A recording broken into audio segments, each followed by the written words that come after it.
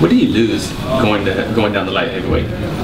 I think I lose the speed advantage that I had at heavyweight more than anything. I think the guys are going to be faster. I'm not going to be any taller. The guys are still going to be taller than I am. They're still going to be bigger.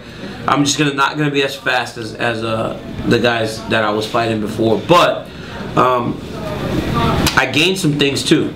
You know, I gained more cardio, the ability to go harder, and I think that I couldn't really fight the way I wanted to at heavyweight because the size was so different.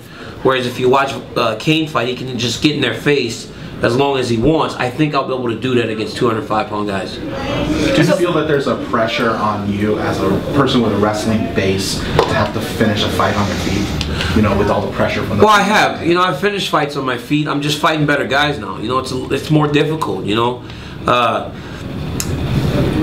I don't think I need to finish a fight on the feet. I just think I need to fight the way that I can. You know, if I fight the way that I can fight, it's not easy to make the guys that I fought look like the fights aren't competitive. That's a very, very difficult thing to do, and that's what I've done so far. You know, I've made really hard fights look non-competitive, and that's not easy to do.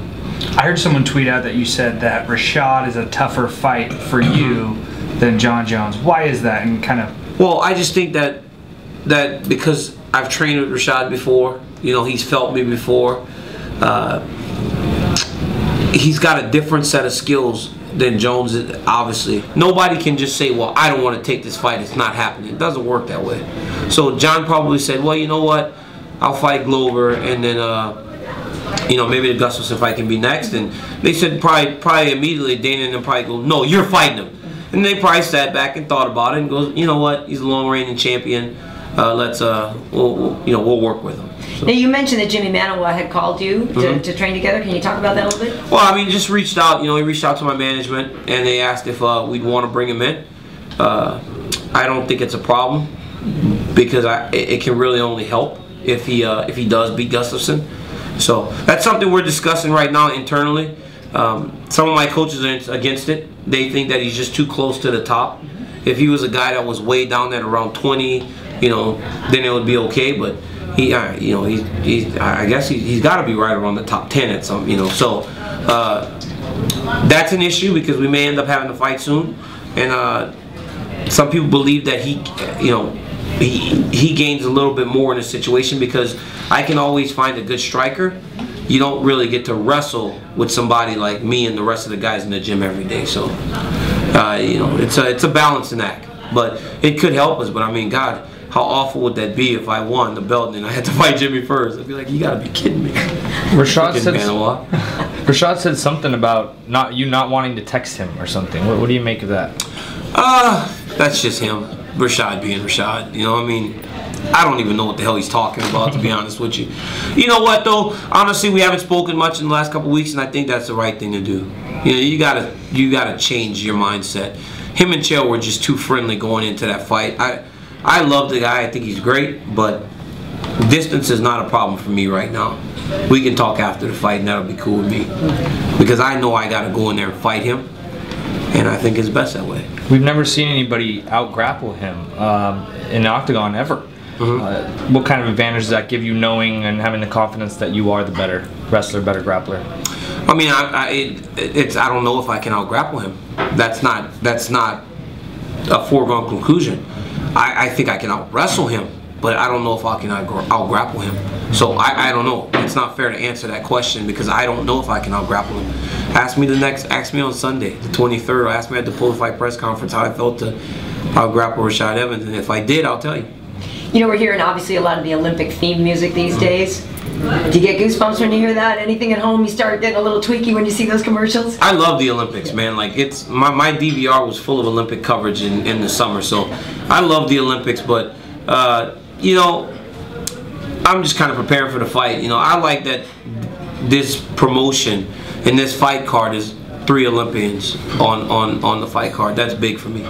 3 Olympians, 3 undefeated Olympians, 3 American Olympians. You know, so it's a big deal for me in that sense. And I'm gonna watch the Olympics because I love the Olympics. But yeah, I mean, I always get fired up when it comes to that stuff. How far is MMA from becoming an Olympic sport, do you think? I don't think it'll happen, man.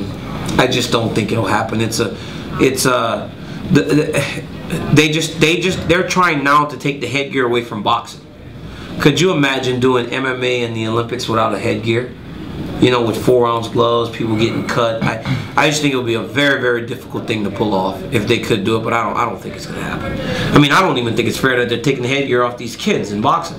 It's not fair. Those kids aren't pros. They're not getting paid. They shouldn't take those headgears off. The wrestling trumps judo. Thoughts on that for the ladies' fight? I really do think it's going to be a tough fight because, like I said, Sarah's wrestling is way above. But we're not talking about just a regular judo player. We're talking about a medalist, you know, a 2-time Olympian. So, and a girl that has more confidence than anybody in a long time. So, not only is it going to be difficult for Sarah because of those reasons, but because of her confidence. You know, Ronda's ultra tough, and if her judo doesn't work, I'm pretty sure she's more than willing to rely on just punching. So, I think it'll be a tough fight. It's much closer than some people think. What do you think about Ronda being on the pound-for-pound list?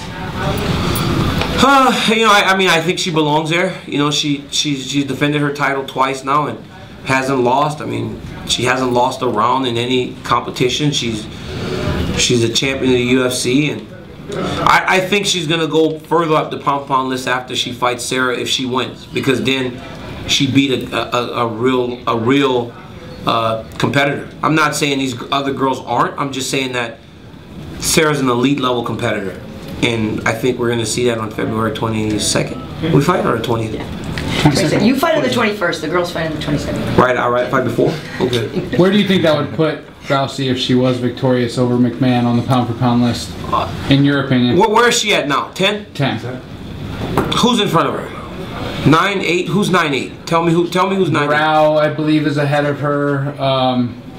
See, the only problem is, like, it's very difficult because these guys, they rightfully deserve these places. I mean, Baral's going to fight Uriah Faber. If he wins, like, how does he get jumped? So I think some things would have to happen in terms of him and Baral may need to lose to Uriah for her to jump him. Those guys deserve where they are, and that's the problem with pound-for-pound lists. Like, how do you prove it?